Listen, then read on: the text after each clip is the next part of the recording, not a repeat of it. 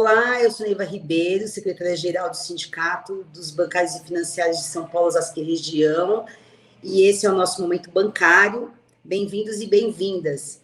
Fazia tempo que a gente não fazia Momento Bancário, porque o sindicato está envolvido com uma série de questões aí nas negociações do retorno ao trabalho, fazendo a defesa dos bancos públicos e tentando acompanhar a pauta política que, infelizmente, não está sendo favorável aos trabalhadores. Mas a gente voltou hoje para o Momento Bancário para discutir uma pauta muito importante, que é solidariedade e alimentar direitos, né? Nós estamos vivendo numa época de profundas ataques sociais e de além das mortes pelo Covid, a gente está vendo a população voltar para o mapa da fome, está vendo muitas famílias morando na rua, a gente está vendo as pessoas brigarem por osso, vendo o Brasil ser visto lá fora como o país do Bolsonaro, que as pessoas brigam para ter osso, que pé de frango virou filé, e a gente precisa de discutir essas questões e falar um pouco também da solidariedade, enquanto a gente não tem políticas públicas que mudem essa realidade. A gente tem o programa Bancário Solidário, em que os bancários ajudam fazem doações para ajudar entidades que estão passando por dificuldades, trabalhadores que perderam o emprego, e a gente tem uma parceria muito legal com a Rede Rua, que vai discutir aqui com a gente hoje, né? Eu tenho o prazer de receber o Padre Arlindo, que é um dos idealizadores do projeto Rede Rua. Vou receber o Aldeirão Costa, que também é um dos fundadores e militantes do projeto. Vou receber também a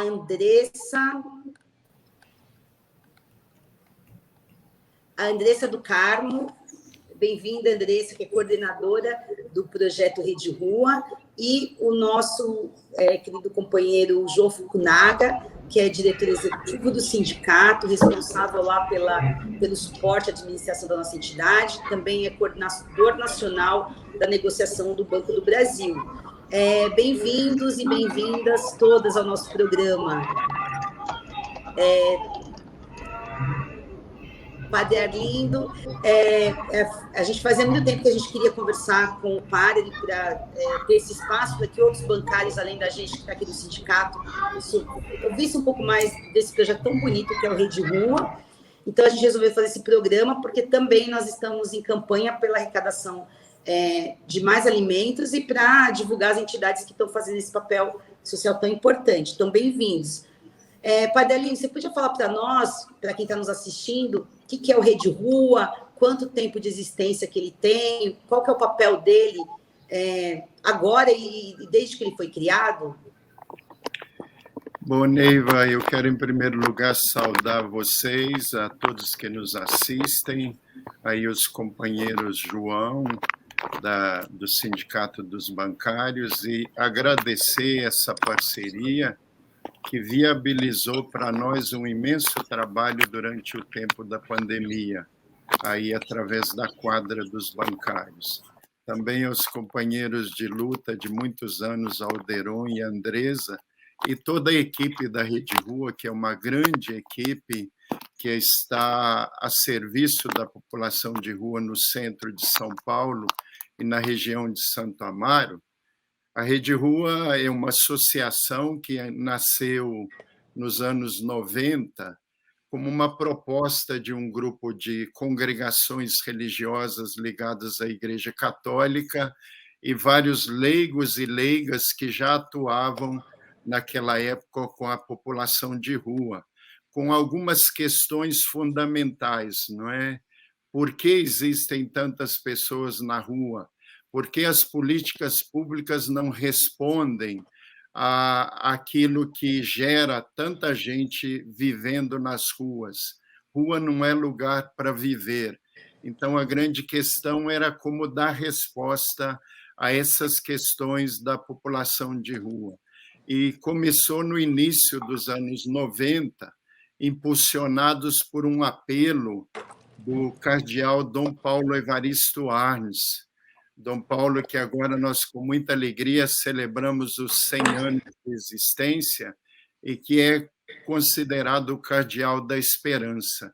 Ele convocou toda a Igreja de São Paulo a vivenciar Puebla, que fez a opção pelos pobres nos anos 80. Então, ele convidou todas as forças da igreja a se empenhar em acabar com as situações de pobreza que aconteciam no centro da cidade.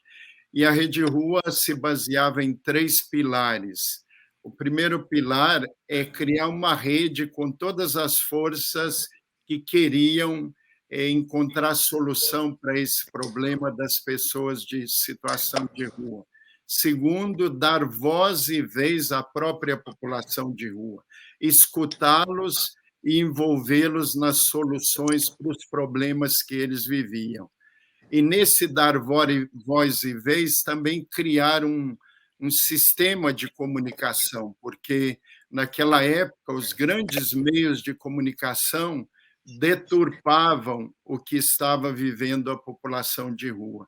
Então, na rua também tem uma cultura, tem uma voz e as pessoas podem falar por si mesmas. Foi por isso que se ligou assistência social, projetos de assistência à população de rua, que era o primeiro tripé, mas também lutas da população de rua, envolvê-las no processo de transformação da situação que eles viviam e criar comunicação na rua. Por isso, nós chamávamos também rede, ou TV Rua, e junto nasceu, na época, o jornal O Trecheiro. A Rede Rua nasceu no momento em que o poder público estava mais sensível à questão da rua. Foi justamente na época da administração Luiz Erundina que ela queria focar também a administração em soluções para as questões da população de rua. Então, ela nos propôs assumir uma casa de convivência ali no Brás, que era uma casa aberta à população de rua, de acolhida, e nós propusemos a criação de um centro de comunicação e documentação dos marginalizados, que depois passou a se chamar Rede Rua.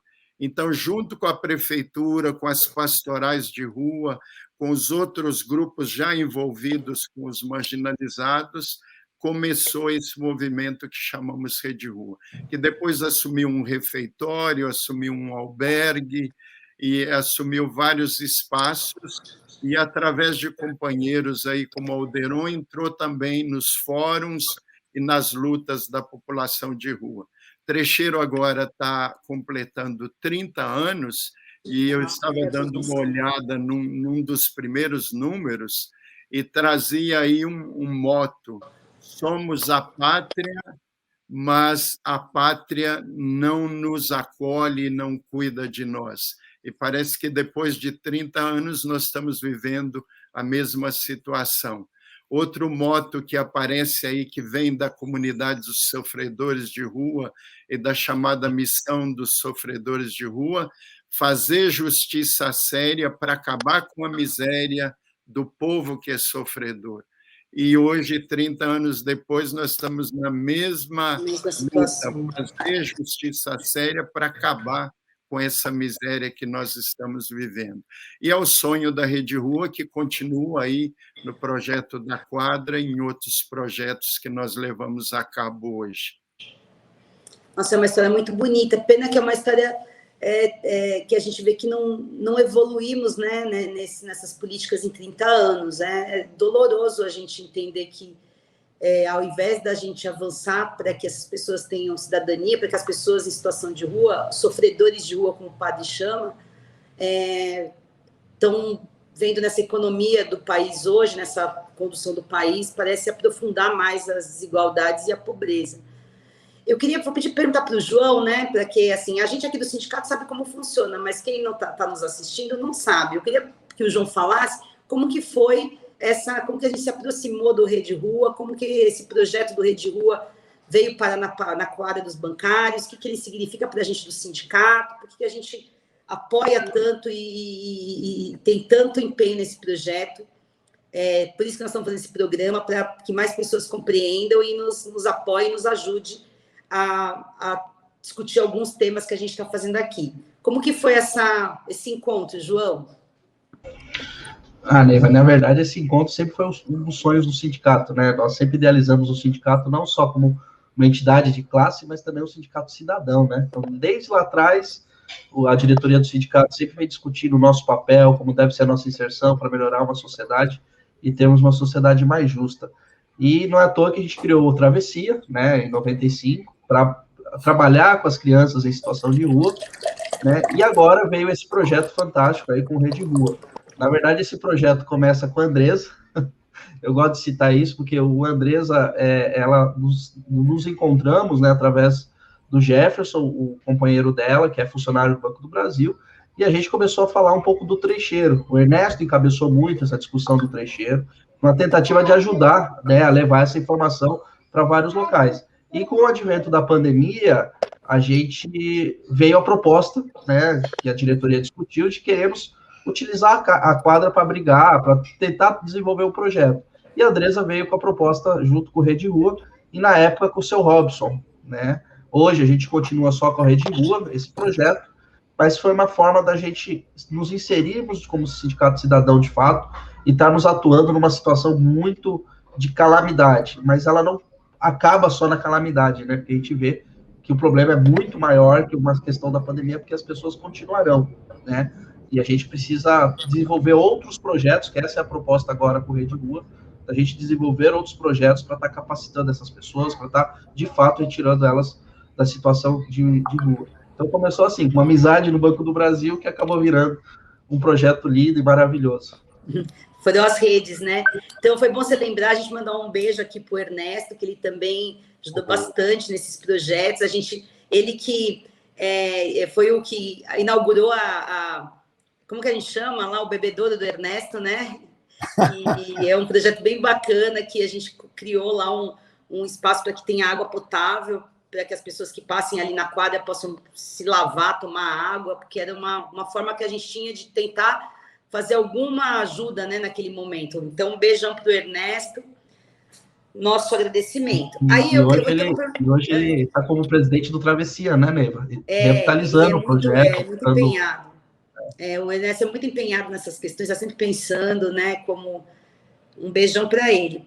Então, agora eu vou falar o pessoal estava falando aqui para mim nos bastidores que quem é a chefa de tudo aí, quem resolve, manda, como a gente brinca, manda prender, manda soltar, é a Andressa, né?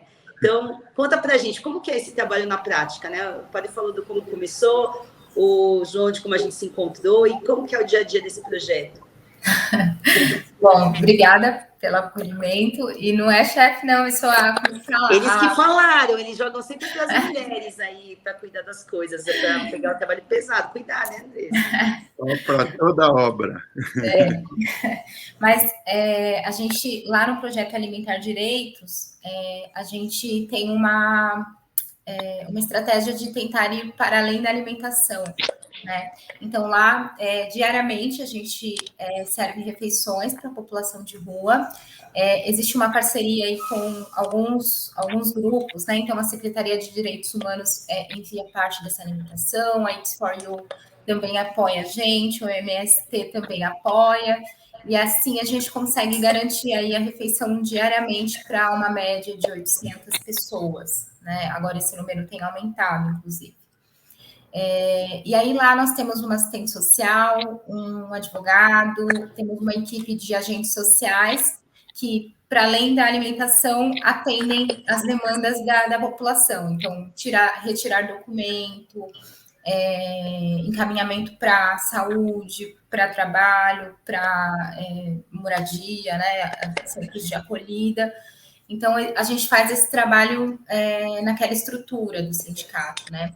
E aí é muito bom porque é uma estrutura que acolhe, que permite que a população de rua utilize o banheiro, né? Possa sentar um pouco, ficar um pouco lá dentro, conversando, convivendo. Então, é um projeto que, apesar do tamanhão dele, ele ainda assim consegue manter a característica de convivência, de vínculo. Você falou da torneirinha lá, né, do Ernesto. É um espaço também muito importante ali e que muitas vezes a gente não para assim para pensar ele, né? Porque aquela água potável, gratuita e livres de qualquer grade, de qualquer coisa. A pessoa só precisa ir lá e buscar água, né? Ela mata a sede das pessoas, muitas pessoas tomam a medicação com aquela água, busca água para fazer comida, dá água para os cachorros. Então, assim, uma coisa simples está permitindo aí a população de rua também acessar aí um direito, né? Alguns direitos que na rua é muito difícil. E basicamente é isso. Isso é muito bacana, a gente fica tão feliz a gente fica feliz e triste ao mesmo tempo, né? A gente fica feliz de poder fazer alguma coisa por essas pessoas e a gente fica muito triste de saber que a gente está longe de ter um projeto de sociedade que inclua essas pessoas como cidadãos, né? A gente estava aqui conversando com o Aldeirão também nos bastidores, né? Que a gente trabalha solidariedade, as empresas, os bancos também fazem solidariedade, tem pessoas que trabalham voluntarismo, mas como uma forma de aliviar a consciência para não pensar mais naquele problema, né? Porque é muito duro você passar na rua e ver famílias inteiras. A gente está aqui no Martinelli, agora aqui virou acampamento de famílias algumas que estão pela primeira vez na rua, nunca estiveram em situação de rua, né? E a gente conversa com as pessoas, pede doação para os bancários, pedem para eles doarem um pouco que eles têm, mas a gente também quer conversar da história de que tem que mudar a sociedade, as pessoas têm que ter cidadania, né, Aldeirão? A gente estava pensando o seguinte, como que você, o poder público, qual o papel do poder público, a responsabilidade do Estado com essas pessoas que deveriam ter moradia, deveriam ter alimentação, deveriam ter saúde, deveriam ter uma série de direitos que deveriam estar garantidos e estão sonegados essas pessoas, né? Eu vou chamar um breve intervalo aqui para a gente colocar, inclusive, o Pix do Rede Rua e para colocar aqui também as informações do Bancário Solidário para você que está assistindo a gente, fazer uma doação, ajudar a gente nesses projetos. E eu volto com o Aldeirão para a gente falar de políticas públicas.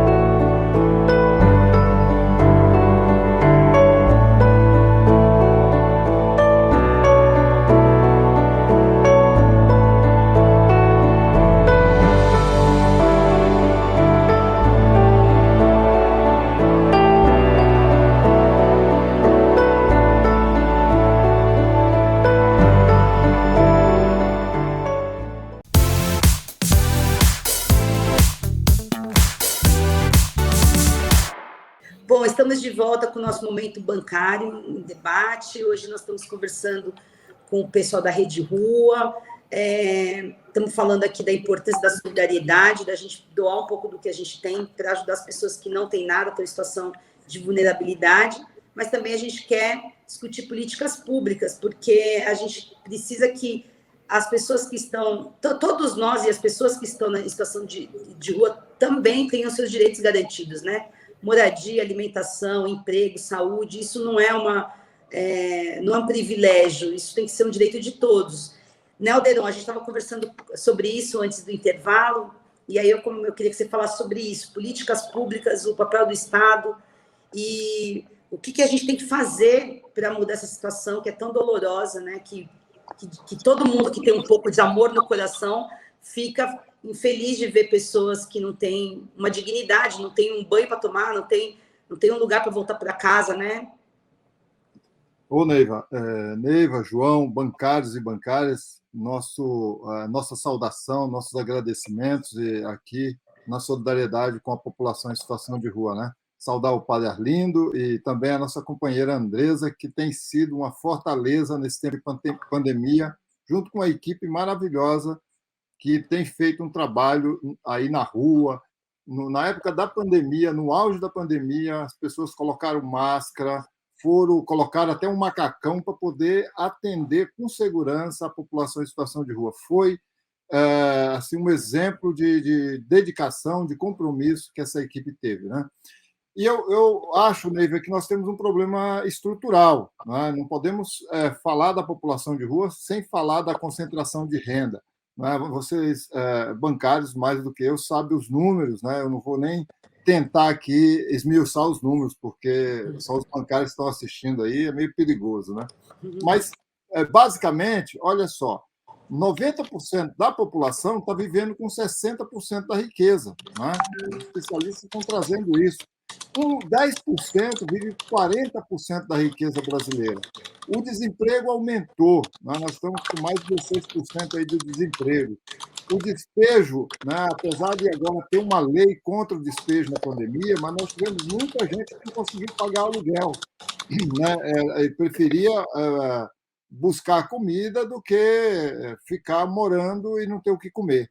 Enfim, nós temos hoje um aumento da população de rua em torno de 220 a 230 mil pessoas no Brasil.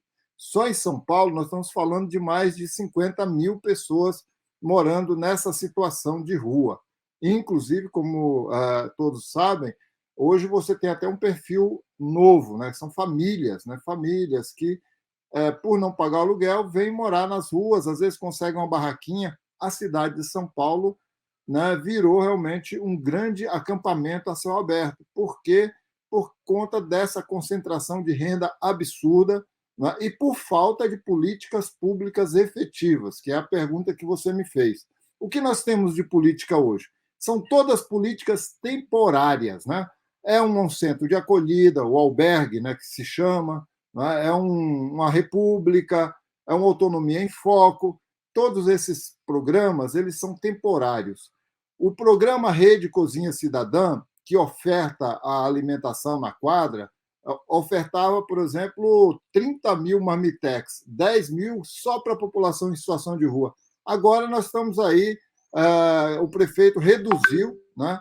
Ia cortar, mas nós fizemos uma grande movimentação e ele reduziu para 3.500. Quer dizer, é realmente difícil lidar com essa realidade e com essas políticas que não querem enfrentar a realidade. Então, nós precisamos, Neiva e João, investir muito em políticas de direitos. Qual que são os direitos fundamentais que está na Constituição? Não é? É a moradia, né? Uma moradia digna. Não estamos falando de propriedade, tá? Estamos falando de moradia. O Estado precisa fornecer um serviço público de moradia para a população que está nessa situação. Sem moradia, não adianta vir emprego, não adianta vir saúde, não adianta... A moradia é a entrada para todos esses direitos. Essa é a defesa que nós temos feito ultimamente. Tá? Eu queria também, só para complementar e atualizar aqui, nós, por exemplo, temos muita dificuldade de diálogo com a prefeitura, né? E a participação é essencial, a participação de quem está sofrendo na carne, na pele, essa situação. Então, a população de rua precisa ser escutada, o prefeito precisa ouvir essa população e saber o que é melhor para ela. Não adianta vir com políticas, grandes políticas, que não está dentro da realidade da população em situação de rua. Então, basicamente é isso, viu, Neiva? É uma situação bem difícil e as políticas que temos hoje não respondem. Então, é interessante você falar isso, que você estava falando aqui, estava pensando, né? Nós temos uma visão de sociedade que nós precisamos de mudar, né? Porque muitas pessoas, eu já discuti com colegas que dizem assim, mas a pessoa está na situação, está na rua porque quer. Aí eu falo, mas como que a pessoa vai estar na rua porque quer? Porque ela não vai procurar um emprego. Aí eu falo, mas você acha que nós estamos com 15 milhões de desempregados hoje? Você acha que uma pessoa que não tem endereço, que não tem um lugar para tomar banho, não tem uma roupa limpa, ela vai se apresentar numa empresa e quem vai dar emprego para ela? Você daria? A gente tem essa questão que tem uma visão da sociedade que meio que desumaniza, que invisibiliza essas pessoas. O que vocês acham disso? Faz sentido esse pensamento? Como a gente faz com que mais pessoas entendam que são cidadãos e que precisam, e que pode ser um dia de nós, se a economia, se a gente não tiver uma outra visão para o trabalho, pode ser um de nós qualquer hora, né? Nenhum de nós tá livre de vir parar na rua, né? Como que vocês veem essa questão? Vou jogar aqui quem... Bom, como eu estou quente aqui, né? Eu acho importante o que você trouxe, né? Quem está em situação de rua não está porque quer, né? Acho que e o nosso olhar tem que ser um olhar como eu olho para mim no espelho. São pessoas como eu, são pessoas com a minha história, né? E essa história da sociedade, dessa concentração de renda, da falta de emprego, levou e está levando muita gente para essa situação. E o pior é que, chegando na situação de rua, a cidade não está preparada para garantir o direito dessa população, garantir a sua dignidade. Por exemplo, aí na pandemia, né, foi preciso instalar banheiros, né, foi preciso instalar pias, como do sindicato, que não tinha na cidade. E não tem ainda. Acho que é importante dizer para vocês que, por exemplo, banheiro não existe um banheiro público que a população de rua possa usar na cidade. Essa é uma luta histórica da população em situação de rua. Então, veja que realmente é uma desumanização. Então, nós temos que fazer um processo ao contrário, de humanizar a cidade, de humanizar as relações. É o primeiro passo, né? Enquanto não vem a moradia, nós precisamos de ações que humanizem a cidade para acolher essa pessoa, para que ela tenha um lugar para tomar banho, que ela tenha um lugar para pegar uma roupa, que ela tenha a possibilidade de fazer algum trabalho e poder sair da situação de rua. Tá. Eu estava conversando, Andressa, a gente estava conversando um pouquinho antes de começar o programa, que hoje o presidente da República, hoje nós estávamos conversando sobre o fato de que o presidente da República vetou um projeto de lei que garantiria a distribuição gratuita de absorvente para as mulheres, né?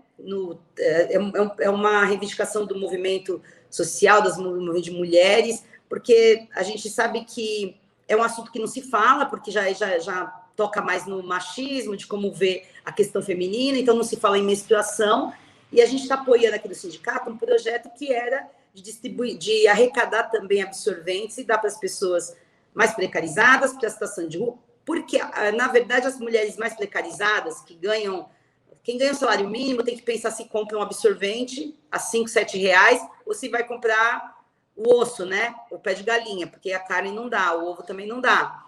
E aí, quando a gente pensa nas mulheres que estão em situação de rua, esse problema deve ser muito mais grave, né? A questão da higiene, de ter um absorvente.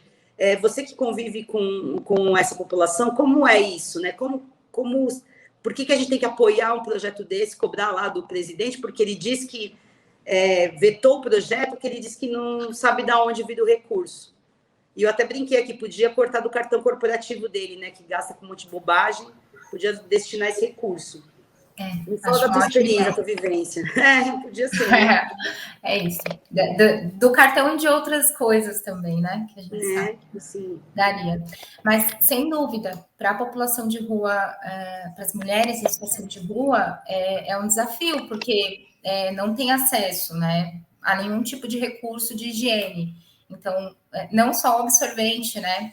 É uma coisa que é tipo, simples, que nós mulheres que, enfim, não estamos em situação de rua, às vezes não nos damos conta, né? Que é a calcinha também, né? Porque algumas mulheres não conseguem, por exemplo, usar o absorvente porque precisa também da calcinha. A calcinha não é uma coisa que as pessoas doam, né?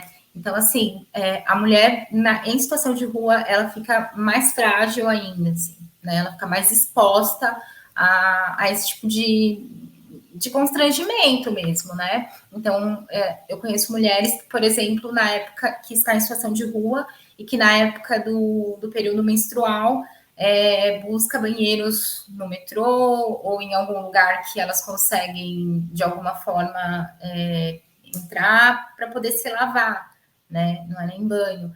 Então, é um desafio, assim, que precisa ser reforçado e levantado, e a gente tem que cobrar, sim, porque é um direito, deve ser um direito, né? Isso deve ser um direito para todas as mulheres, né? Não só para as mulheres que estão em situação de rua, mas o mínimo, né? Que a gente tem que ter é o direito de poder menstruar com dignidade, né? Sem precisar usar outras coisas, né? Usar tecido, usar miolo de pão, usar diversas coisas para se proteger e não passar por isso. Inclusive a saúde, né? Proteger a saúde íntima. Então, acho que, não sei se eu respondi aí o que você... Mas eu penso mais ou menos assim a partir da minha vivência.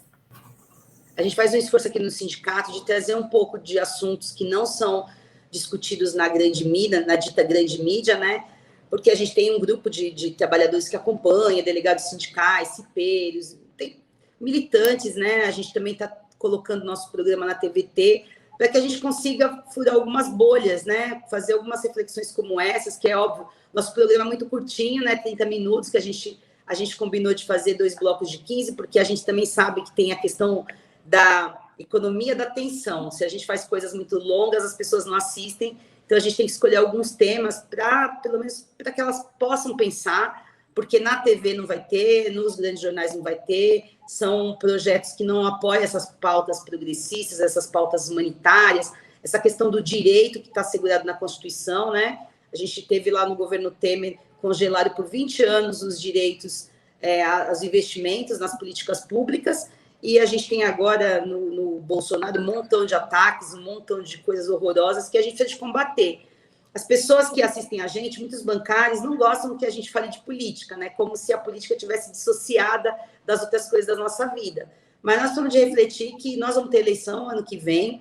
Todas essas questões aqui que a gente falou, de alguma forma, direta ou indiretamente, passa pela criação de políticas públicas, de leis. As leis são decididas no Congresso Nacional, nas câmaras de vereadores. A gente falou aqui do projeto que foi diminuído pelo prefeito, né? E aí, alguns bancários falaram assim para mim e para o João: vocês ficam falando de política, vocês querem aproveitar o sindicato para fazer propaganda. A gente fala: não, porque as leis são feitas no Congresso. Os gestores são eleitos pelo povo. Se a gente elege gestores que são contra o povo, nós vamos ter mais pessoas na rua, desempregadas, em subemprego, sem direito trabalhista. A gente viu agora a questão do SUS versus Prevent Senior, né? Olha a importância de ter um sistema único de saúde que atende qualquer um, independente de qualquer questão, e ter um serviço público, um serviço privado que vai pensar a saúde como mercadoria, né? Como a gente viu um caso aqui na imprensa de um senhor que foi internado lá no São Camilo, se eu não me engano, e ficou 100 dias internado e está devendo R$2.600.000 para o hospital. Então, assim, a gente está falando que tem que ter políticas públicas que pensem na sociedade como um todo. Os bancos fazem política, eles têm lá vários lobbies no Congresso, eles vão lá discutir várias questões, e a gente precisa também de eleger pessoas que vão ouvir essas pautas nossas, porque essas pessoas, como o Padre Arlindo falou, que são sofredores de rua, já foram trabalhadores que perderam emprego, que pararam de pagar aluguel e estão na rua com suas famílias, né? Ou outras pessoas que talvez precisem de assistência de saúde, precisa de tratamento, enfim, tem uma série de questões que a gente precisa de olhar para além do nosso umbigo, e mais a gente que se fala como cristão, né, padre? Porque o cristianismo está sendo... A questão de ser cristão está meio deturpada hoje, mas acho que ser cristão é amar o próximo, é querer uma vida... ter uma vida boa para si, mas querer que o próximo também tenha. E esses conceitos hoje estão meio deturpados. As pessoas acham que isso não tem nada a ver com a política que está se fazendo, mas tem tudo a ver. Ou não estou certa, padre? Eu acho que está certa, porque o cristianismo é baseado em 2 pilares, né? Amar a Deus e amar ao próximo como a si mesmo. E se não existe esse respeito e essa relação de respeito pelo direito básico de cada pessoa, se você não se pergunta o que eu faria se fosse eu que estivesse lá na quadra todos os dias mendigando uma marmita, quando você encontra uma senhora idosa de 91 anos que vai diariamente na quadra, não só pela marmita, mas também pela relação por criar uma família, alguma coisa está errada na sociedade. O cuidado pelo outro está faltando. E o cristianismo é feito de sair de si mesmo e se preocupar com a pessoa do outro. Nós nos perguntávamos desde o começo da pandemia, fique em casa, mas como é que a pessoa de rua vai ficar em casa? Então, há uma degradação do direito nos últimos anos que A pessoa de rua tem que ficar o dia inteiro perguntando onde eu vou comer, onde eu vou dormir, onde eu vou fazer as minhas necessidades, onde eu vou tomar banho, e ela ocupa todo o tempo com isso. Por quê? Porque ela não vai ter tempo para procurar trabalho, para organizar a vida dela nesse caos que ela está vivendo. E nós vimos a queda nos últimos anos de todos esses direitos. Direito à moradia, tem muita gente indo na quadra e vivendo na rua porque não pode mais pagar o aluguel, e isso está ligado ao direito ao trabalho, porque sem dinheiro você não consegue organizar a sua vida. Então, essa queda nos direitos é que vai provocando esse caos e que vai refletir em violência na sua casa, em quem sai na rua.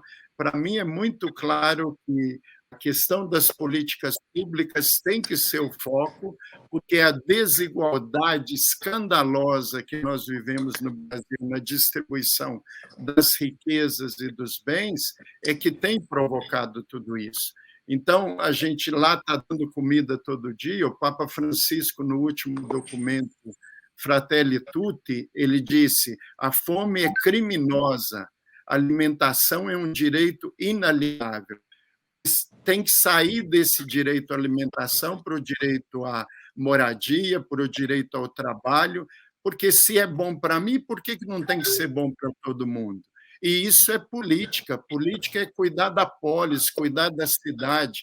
A gente elege governantes para isso. Infelizmente, quando a gente está nas lutas da rua, a gente conta com pouquíssimos vereadores, pouquíssimos deputados. Então, de quem é a responsabilidade? É de quem compôs essa Câmara dos Deputados com seu voto, compôs o Senado, compôs a Câmara dos Deputados. Então, só é possível uma mudança. Aí a nossa querida Luana aí, ó. Veio a brilhantar nosso programa. Sonhar que essas crianças amanhã não precisem viver o caos que nós estamos vivendo. A degradação da vida que tem acontecido, antes era favela, depois passou a ser barraco debaixo dos viadutos, e agora, às vezes, nem uma barraca você tem mais. É dever do Estado garantir esse direito básico para que as pessoas depois conquistem os outros direitos. E aí eu agradeço muito o sindicato e outros grupos na sociedade. Eu queria dizer que uma das coisas boas que aconteceram foram as parcerias. Parceria com o sindicato para viabilizar isso, parceria, por exemplo, com o Eats for You, que é uma empresa que fornece comida e que tem apoiado o nosso projeto, parceria com as igrejas e comunidades. Surgiram muitos projetos de igrejas, de comunidades na periferia, distribuindo comida, mas nós contamos com voluntários que vêm dessa sensibilidade à questão da rua. Então, parceria de quem está do lado da vida e para combater aqueles que favorecem a morte, que favorecem a antidemocracia, que nós temos que criar uma rede com quem quer a vida, a liberdade, a igualdade de direitos e uma sociedade diferente, onde a rua seja lugar para passear, para se alegrar, para encontrar as pessoas e não para viver. Eu acho que esse é o sonho que nós temos com vocês e como igreja, nós queremos alimentar em todos que são cristãos. Não é possível ser cristão sem mudar essa sociedade onde nós estamos vivendo para uma sociedade onde todos tenham vida e vida em abundância, que é o que está lá no Evangelho, e Jesus chama todos nós.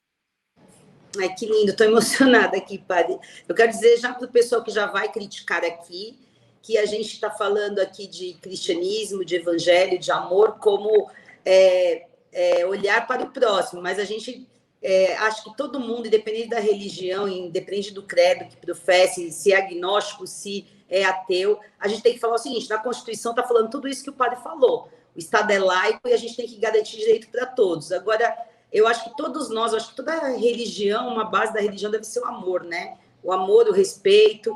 e a gente precisa de transformar nosso mundo, que é nosso mundo, esse país que nós estamos vivendo, em mais solidário e mais amoroso, porque senão não vai ter uma crise civilizatória que nós não vamos dar conta.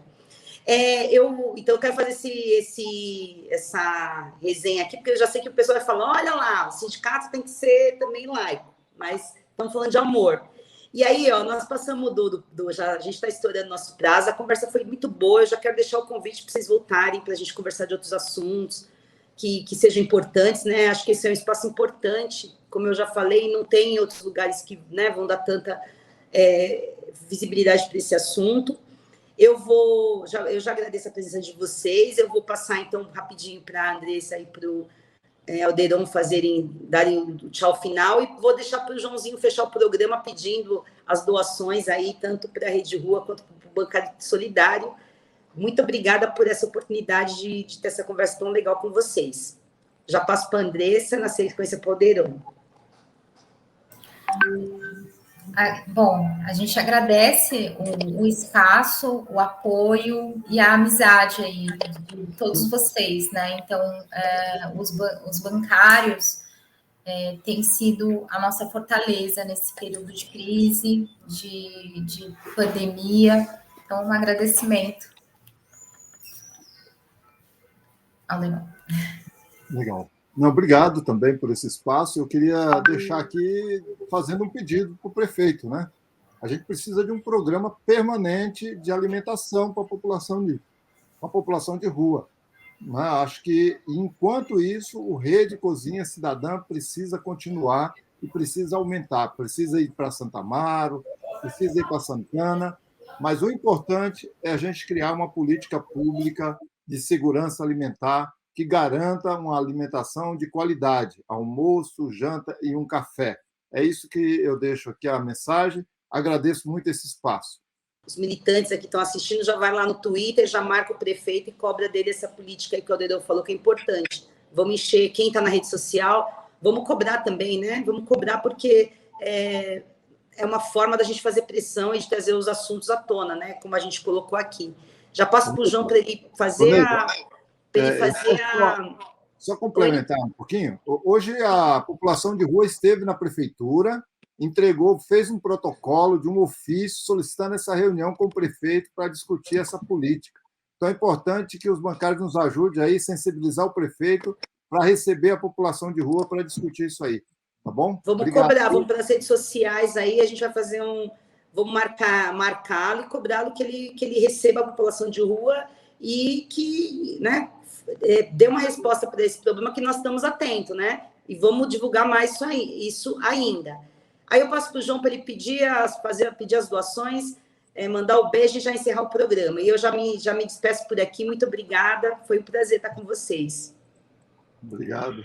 Obrigado, Ney. Eu acho que chamar todos os bancários, as bancárias, os amigos, né, para a gente participar do Bancário Solidário. É uma iniciativa que o sindicato está tendo para arrecadar alimentos, para arrecadar recursos, tanto destinados para o Rede Rua, né, que já é o projeto dos moradores em situação de rua, quanto também de comunidades. Então, nós temos recebido doações de cestas básicas que temos levado para comunidades carentes. Então, é um amplo projeto que o sindicato tem bancado, que o sindicato tem procurado difundir. Temos dias específicos para cobrar doação, levar doação, fazer uma mobilização do sindicato inteiro para pedir recursos. Hoje, por sinal, eu estive com a superintendência aqui do Banco do Brasil e eu pedi uma ajuda também para difundir nas agências do Banco do Brasil, para qualquer cliente, qualquer bancário, possa nos ajudar também nessa empreitada. Eu acho que é uma reflexão que a gente faz neste momento que o Brasil está passando, nessa situação, que é olhar o outro. Eu concordo com o padre, eu acho que essa experiência do Rede Rua, pelo menos para mim e parte da diretoria, serviu para a gente ver que o mundo é maior que só a classe social que nós temos, né? Temos muitas pessoas para ajudar e podemos ajudar. Então, agradecer muito a parceria aí com o pessoal do Rede Rua, com o Padre Arlindo, com a Andressa, com o Alderon, com outros tantos que estão lá dia a dia, voluntários, inclusive, lá na quadra, ajudando o próximo, para a gente ter um mundo melhor. Então, agradecer muito essa parceria. Acho que agora é o Padre. Para fechar com chave de ouro. Não, eu acho que o que nos une é o humano, não é? Seja cristão, seja leigo, ateu. Eu acho que é uma decisão de estar em favor da vida, de proteger esse planeta e de construir um mundo onde as pessoas possam viver com dignidade. E isso eu tenho visto nessa parceria com os bancários, né? A gente está tendo que se definir. Eu entro na dor do outro, eu reconheço a dor e o sofrimento do outro e quero ajudá-lo a sair disso, ou eu sou indiferente e não me importa essa massa de gente que está aí sofrendo e abandonada pelas ruas. E a gente experimentou nesse tempo muita solidariedade, tanto da parte de vocês, dos bancários, como de pessoas independentes que apareceram. O que eu posso fazer? E essa é a pergunta fundamental. O que eu posso fazer para que daqui a 20 anos tenhamos um Brasil diferente, tenhamos uma sociedade diferente e uma São Paulo diferente? E aí a gente conta com você que está aí do outro lado. Essa rede de solidariedade e essa rede que vai trazer uma vida digna para todo mundo, e aí a gente vai transformar esse Brasil. Obrigado pela paciência. Então, tchau, pessoal. Até o próximo programa.